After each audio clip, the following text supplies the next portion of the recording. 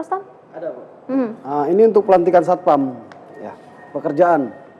Ini terkendala dengan ijazah. Biasanya satpam itu dengan ijazah identik SMK. Ya. Ya. Ini kebanyakan mayoritas masyarakat kami SMP dan SD. Apa itu akan diterima? Bagaimana Pak Rustam? Jadi kan ada 10 bidang pelatihan ya di sana ya. Mulai dari ibu ada, bapak-bapak juga ada, bengkel dan lain-lainnya. Memang kalau satpam ada persyaratan formal, di setiap perusahaan ya satpam harus minimal SMA. Kalau memang satpam tidak bisa karena persyaratan ijazah, ya keterampilan lain kan masih ada. Seperti itu. Ya, Pak Rustam, kalau kami sempat berbincang dengan beberapa warga sebenarnya yang ada di Kalijodo pada saat itu, rata-rata mereka ini adalah pedagang, begitu ya Pak Denny ya. Memungkinkan kalau pemerintah memberikan modal untuk masyarakat ini berdagang sebagai modal awal, kira-kira memungkinkan nggak Pak? Bisa saja. Jadi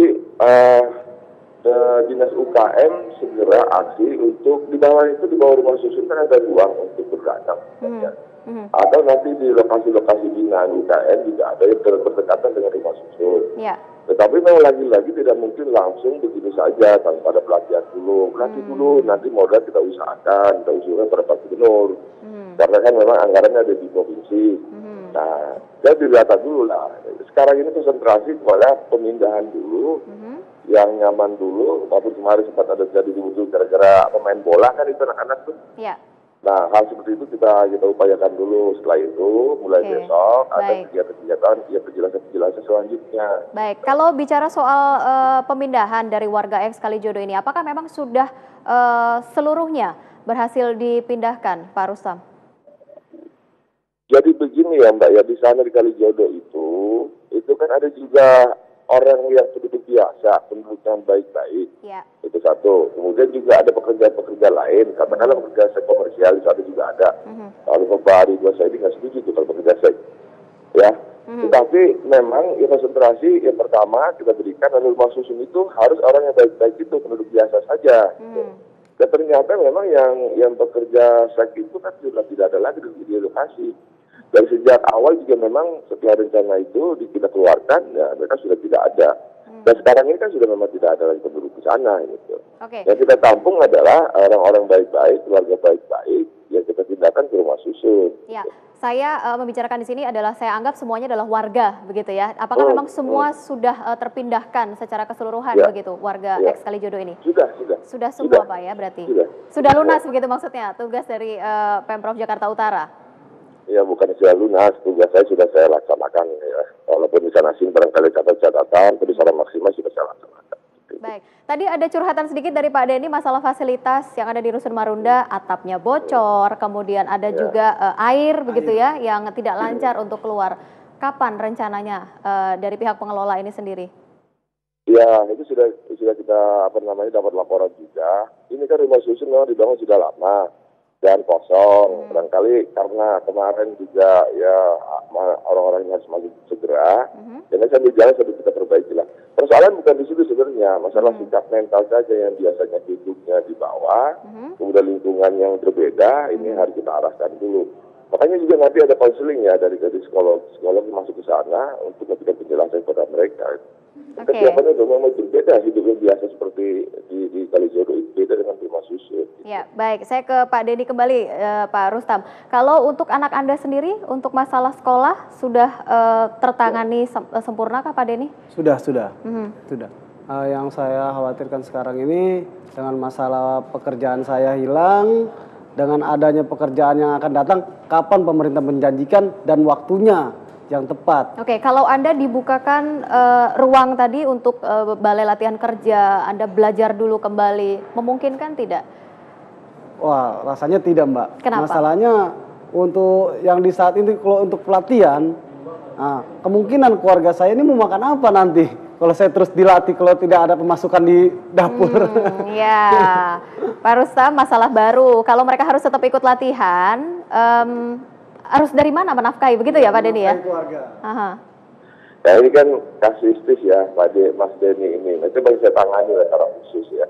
Memang kan yang mungkin langsung dari pekerjaan gitu. Apalagi awal saat tahun juga kan ada persyaratan SMA kan. Nah ini jalan keluarnya, apakah nanti salurkan untuk jadi sopir misalnya. Di tenaga kerja juga ada tuh pelatihan sopir dengan nanti sampai dilatih, kemudian ya dikasihkan SIM. Memang tidak serta-merta ya, sulit kalau serta-merta. Baik, Pak Denny, kami buka kesempatan untuk Anda untuk bisa berbincang langsung dengan Pak Rustam Effendi. Pak Rustam, maaf Pak Gubernur, Wakil. Nah, ini masalahnya kami ingin dibina. Kalau memang dibina itu secara logikanya kami diterima untuk bekerja kembali dengan atau wira swasta, usaha apapun. Cuma kalau dalam bimbingan Bapak yang tadi Bapak bicarakan, mohon Pak kasih pengertian kepada masyarakat kami untuk dipekerjakan yang layak. Dan masa pembimbingan yang berjalan, tolong kami dibiayakan hidup selama kami ditugaskan untuk bimbingan Bapak. Ya sudah. Biasa kan ada tim yang ke sana dan menjelaskan terkait masalah-masalah tersebut kita catat, sudah segera kita cari jalan keluarnya gitu ya. Kalau soal kebutuhan mereka hidup sehari-hari, memang kemarin kan kita cuma kasih makan 2 kali sehari selama 3 hari ya, untuk persiapan mereka harus sibuk membedakan barang-barangnya. Lalu selanjutnya ya kita berikanlah. Ini kan tidak semuanya seperti itu kan, ada juga yang sudah bertugas selama ini kan, tinggal ajutannya saja persoalan lain itu kan. Ya, namun tidak mencukupi Pak, terus terang Pak. Iya. Dalam saya hidup di satu kamar Bapak yang saya tempati sekarang ini, itu ada 7 kamar, 7 orang. Dalam 7 orang ini kami dapat per kakak 7. Namun yang disarankan oleh masyarakat sekarang ini kekurangan dalam bentuk pekerjaan kami saat ini tidak ada. Kami harus mengasih jajan anak, sangu anak sekolah, kemana kami harus dapat kalau tidak secepatnya pemerintah mengasih pekerjaan kami. Pemerintah bisa menggusur kami dalam 1 bulan. Masa dalam 1 bulan pemerintah tidak bisa mengasih pekerjaan terhadap kami? Mas Dedi sebelumnya pekerjaan apa? Ya pekerjaan macam pedagang, mohon dipercepat. Jangan hanya berlarut-larut begitu loh Pak. Kami ini tabungan kami sudah habis, makan pun kami hutang pinjam saat ini. Kemarin saya tanya, Mas Denny kemarin waktu di Kalijodo pekerjaannya apa? Pedagang Pak, dagang gorengan Pak. Dagang apa? Ya? Dagang apa kemarin? Dagang gorengan Pak. Nah, ya sudah, nanti kita carikan melalui UKM, sabar lah, baru 2 hari kan, ya. Ada jaminan Pak, kira-kira kapan Pak Rustam, itu mungkin yang dipertanyakan oleh warga ini, jaminan waktu. Mbak dan Denny, besok kan tim kami ke sana mencatat masalah-masalah itu kan kasuistis ya Denny. Ya. Nah kalau memang dagang gorengan kita upayakan bisa nggak di sana dagang gorengan, gitu. Ya sabarlah. Ada lagi Pak Denny? Kami persilakan. Ada satu Pak. Ya. Ini ada kawan saya bawa kemari Pak orangnya Pak. Ini dia dulu pedagang kembang tahu itu dia punya anak buah sekitar ada 7 orang. Nah, sekarang Bapak bongkar rata pukul kami di Kalijodo. Nah, sekarang dia kehilangan mata pencarian. Untuk pedagang aja dia nggak bisa karena dia harus punya lahan. Nah, mesin yang ada itu terjual untuk biaya hidup dia sekarang. Bagaimana itu Pak? Iya, besok juga kita lihat itu. Masa baru 1 hari sudah habis modalnya, satu pertanyaan juga. Kalau dia punya anak buah 7 berarti punya modal yang cukup dong. Ya makanya besok kita lihat saja lah ya. Besok ada tim yang ke sana yang untuk mendata, mau masalah-masalah kita langsung jadi satu, dari jalan keluarnya, ya. Oke, baik. Artinya sudah ada jaminan sebenarnya dari Pemprov bahwa besok akan ada petugas yang akan datang ke Rusun Marunda. Besok malam ya Pak ya? Besok malam tuh ya.